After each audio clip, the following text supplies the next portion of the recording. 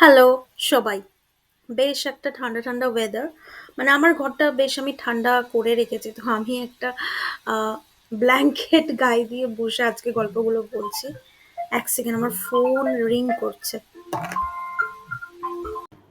হ্যাঁ, তো আমি এই ঘটনাটা যেটা বলছি সেটাও আমার সাথে অফিসেই হয়েছিল। তো আমি যে আমার যে আ অফিসে আমি যখন কাজ করতাম, তখন আমার একজন কলিগ ছিল। তো আমি নামটা বলছি না। আমি আমার গল্পগুলোতে বেশ কিছু জায়গায় নাম আর ঠিকানা আমি চেঞ্জ করে দিই। তো আমার এক কলিগ ছিল।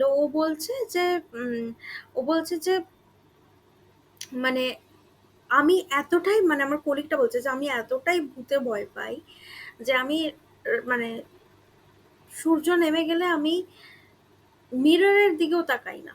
ঠিক আছে? এতটাই ভয় পাই যে সূর্য নেমে গেলে মিররের দিকেও তাকাই না। এবং সামনে যদি কোনো ভয়াবহ জিনিস ঘটে, তো আমি সেটা ছেড়ে পালাইও না। মানে ও পুরো ফ্রিজ হয়ে যায়। এটা একটা সুন্দর কবিতাও আমি শুনিয়ে দিলাম। এনিওয়েজ এবারের ব্যাপারটা হচ্ছে যে আমার এই যে আ এই বান্ধবীটাও আমাকে বলছে যে একদিন আমি ঘরে একা আছি এবং কি রান্না করব, কি খাবো ভেবে আমি জাস্ট খিচুড়ি করে নিয়েছি যে সমস্ত সবজি-টবজি দিয়ে খিচুড়ি করে খেয়ে একটা সিনেমা দেখে ঘুমিয়ে পড়বো।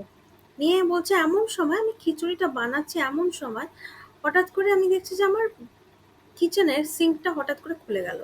সিঙ্কে মানে ট্যাপটা খুলে গেল এবং জল পড়ছে।